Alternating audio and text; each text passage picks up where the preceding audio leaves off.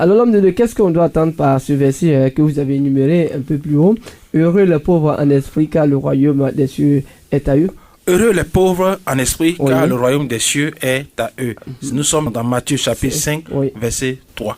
Jésus n'a pas dit seulement les pauvres, il a dit les pauvres en esprit. Alors, il faut que nous comprenions que l'homme est composé de corps, âme et esprit. Et l'esprit, c'est la partie qui permet à l'homme de penser, de réfléchir, de concevoir les choses par lui-même. Donc, quand vous laissez tomber la pensée de Dieu et que vous êtes quelqu'un qui est riche en esprit, c'est-à-dire que vous concevez les choses par vous-même, vous êtes alors tombé dans l'iniquité. L'apôtre Paul dit, ce n'est pas que nous sommes capables de concevoir quelque chose par nous-mêmes. Donc, en disant, je ne conçois pas quelque chose par moi-même, l'apôtre Paul permet à son esprit de ne pas diriger sa vie chrétienne. Quand Jésus lui a annoncé la croix et que Pierre a dit qu'il a pris de côté et a dit à Jésus que cela ne t'arrive, Jésus a dit à Pierre, arrière de moi, Satan. Tu ne conçois pas les choses de Dieu. Tu n'as que des pensées d'homme. Donc, il y a tout un travail qui se fait au niveau de l'esprit des gens.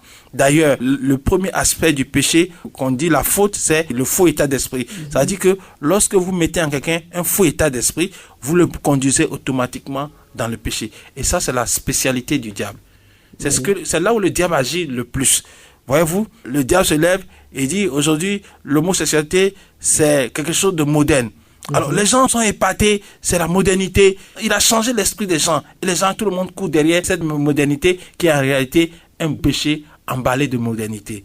Parce qu'au début, il a changé leur état d'esprit.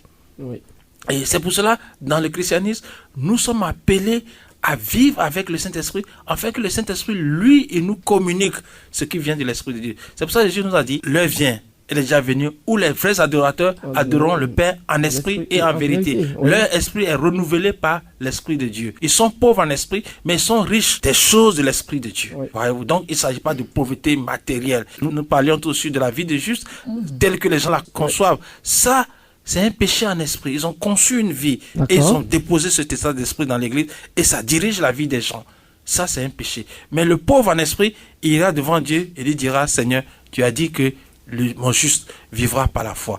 Enseigne-moi la vie du juste par la foi. Et Dieu va lui révéler la vie du juste. Et Dieu va lui montrer que la vie du juste est toute une vie. Dieu va lui montrer que la vie du juste, c'est une expérience, c'est une prédication, c'est les regards fixés sur Christ, c'est la vie en communion avec le Saint-Esprit. Dieu va lui expliquer toutes ces choses-là. Moi, la seule chose que je n'ai pas dit lorsque je parle de Dieu, cette expression n'est pas dans mon vocabulaire. Moi, je pense que je ne dis jamais ce groupe de mots lorsque je parle des choses de Dieu. Je donne la pensée de Dieu parce que je suis pauvre en esprit. Je donne la pensée de Dieu. Une prédication est réussie, un enseignement est réussi lorsqu'on a fait ressortir devant les gens la pensée de Dieu. Lorsque Dieu nous accorde des témoignages qui confirment cette pensée de Dieu dans notre vie autour de nous, nous avons réussi l'œuvre de prédication. Pour terminer, vous voyez que l'apôtre Paul a dit ce passage-là qui est un passage intéressant. Il dit, nous renversons les forteresses, nous amenons captive toute pensée pour la faire obéir à Christ. Ça veut dire que Paul a compris que, en fait, la pensée de l'homme éloigne l'homme de Dieu.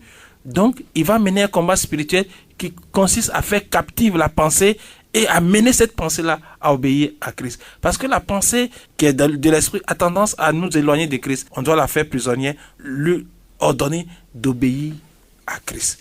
Donc voilà ce que ça veut dire être pauvre en esprit. Nous l'avons expliqué, c'est important. Donc que n'enseigne pas aux gens que c'est quand vous êtes pauvre que vous allez au ciel.